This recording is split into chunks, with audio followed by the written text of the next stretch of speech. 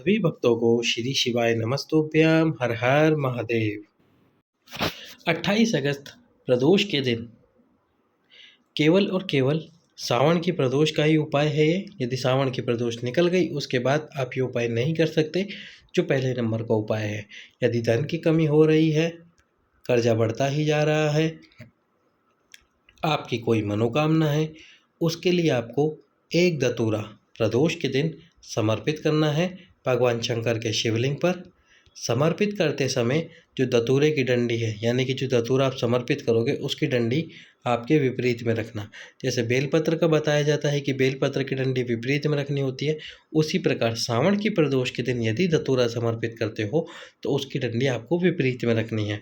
विपरीत में रखने के बाद में एक कलश जल उस धतूरे के ऊपर आपको समर्पित करना है, और वो भी बिल्कुल धीरे धीरे।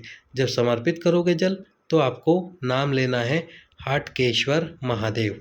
हाटकेश्वर महादेव का नाम लीजिए बिल्कुल धीरे धीरे जल समर्पित करने के बाद, और फिर उस धतूरे को उठाकर घर में ले आइए। लाल कपड़े में लपेट कर धतूरे को आपके तिजोरी वाले स्थान पर, जहां आप लक्ष्मी रखते हैं उस स्थान पर रख दीजिए। धन की जितनी कमी हो रही होगी सब समाप्त होगी।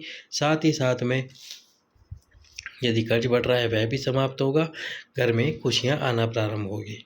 अब दूसरे उपाय की तरफ चलते हैं। दूसरा जो उपाय है वो करना है आपको केवल और केवल 3 प्रदोष। गुरुजी ने बताया है कि आपको 3 प्रदोष ही ये उपाय करना है, 3 प्रदोष का नियम बनाना है।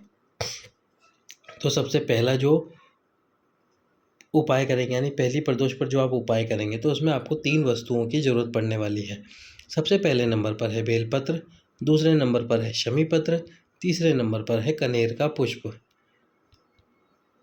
ये तीनों वस्तुओं की आपको ज़रूरत पड़ेगी। एक पुष्प ले लीजिए कनेर का, एक बेलपत्र ले लीजिए और एक ले लीजिए शमी पत्र। ये तीनों वस्तुएं लेकर सबसे पहले शिव मंदिर जाइए। प्रदोष के दिन प्रदोष काल में करेंगे तो ज़्यादा अच्छा रहेगा। एक कलश जल समर्पित कीजिए भगवान शंकर के शिवलिंग पर। फिर ये तीनों वस्तुएं समर्पित कीजिए भगवान शंकर के शिवलिंग पर एक एक कर कर।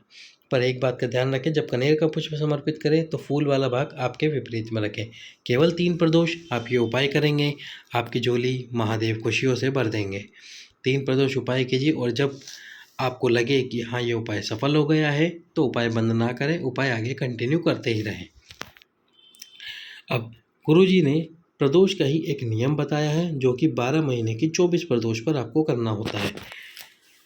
2 स्थानों पर आपको दीप प्रज्वलित करना होता है। या तो एक स्थान होगा भगवान शंकर का मंदिर यानी कि शिव मंदिर, और एक होगा आपका घर का द्वार, जो आपके घर का द्वार है। या तो ये 2 स्थान ले लीजिए, या फिर बेलपत्री का वृक्ष और आपके घर का द्वार, या ये 2 स्थान ले लीजिए।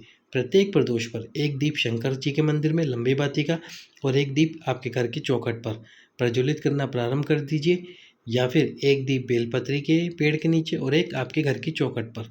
दोनों में से कोई भी एक नियम धारण कर लीजिए। प्रत्येक प्रदोष पर आप ये उपाय कीजिए, निश्चित रूप से आपके घर में खुशियाँ आना प्रारंभ हो जाएगी, और साथ ही साथ में जो दुख होगा, तकलीफ होगी, वह समाप्त होना प्रारंभ होगी। अब चलते हैं अगले उपाय की तरफ। अगला जो उपाय है वो है किसी की अकाल मृत्यु टालने के लिए, या फिर कोई बहुत विशेष मनोकामना हो उसको पूर्ण करने के लिए। तो इसमें आपको क्या करना होगा, एक पार्थिव शिवलिंग का निर्माण करना है। कम से कम 3 प्रदोष ये उपाय करना है। कम से कम, ज़्यादा से ज़्यादा आपकी इच्छा के ऊपर, आप कब तक करना चाहे तब तक कर सकते हैं। 3 प्रदोष उपाय करना होगा। प्रदोष के दिन प्रदोष काल में एक पार्थिव शिवलिंग का निर्माण कीजिए। पार्थिव शिवलिंग का निर्माण आपको बेलपत्री के वृक्ष के नीचे जो मिट्टी हो उसी से कर लेना है, और ध्यान रखना वृक्ष के नीचे करना है, किसी छोटे पौधे के नीचे नहीं करना। जिस वृक्ष की छांव आपके ऊपर पड़े उस वृक्ष के नीचे आपको ये उपाय करना है। वहीं की मिट्टी उठाकर पार्थिव शिवलिंग का निर्माण करना है। उस समय ये मत सोचना कि मेरा तो वर्ण ये है, मुझे इस वर्ण की मिट्टी से बनाना चाहिए। जो मिट्टी बेलपत्री के वृक्ष के नीचे मिले उससे ही आपको निर्माण करना है। उसके बाद में आपको इस पार्थिव शिवलिंग के ऊपर पंचामृत समर्पित करना है। पंचामृत समर्पित करने के बाद में 5 पुष्प समर्पित करने हैं, वो भी श्वेत पुष्प, सफ़ेद पुष्प। फिर समर्पित करने हैं थोड़े से काले तिल, और काले तिल समर्पित करने के बाद में समर्पित करना है एक यज्ञोपवीत यानी कि जनेऊ। ये वस्तुएं समर्पित करने के बाद में एक दीप प्रज्वलित करना है आपको। घी का दीप प्रज्वलित करने के बाद में इस बेलपत्र की आपको आधी परिक्रमा करनी है। जिस स्थान पर बैठे हो वहाँ से खड़े होना है, खड़े होकर बेलपत्र की परिक्रमा करनी है। बेलपत्र की आधी परिक्रमा करनी है, पूरी परिक्रमा नहीं करनी है। वापस लौट कर आ जाना है आधी दूरी से ही, यहाँ से लौट कर नहीं आना है, वहीं से लौट कर आ जाना। ऐसे जाए और वापस ऐसे ही आ जाए, ऐसे जाए और वापस ऐसे ही आ जाए। इस प्रकार जब ये परिक्रमा कर लोगे, उसके बाद में जब दीप ठंडा हो जाए, उस पार्थिव शिवलिंग के ऊपर जल डालकर उसका विसर्जन कर देना है, वहीं बेलपत्र के वृक्ष के नीचे। जब विसर्जन कर रहे हो तो आपकी मनोकामना बोलिए। 2 या 3 प्रदोष, कम से कम 3 प्रदोष तो जरूर करें ये उपाय, आपकी मनोकामना शीघ्र ही पूर्ण होगी। सभी भक्तों को श्री शिवाय नमस्तु।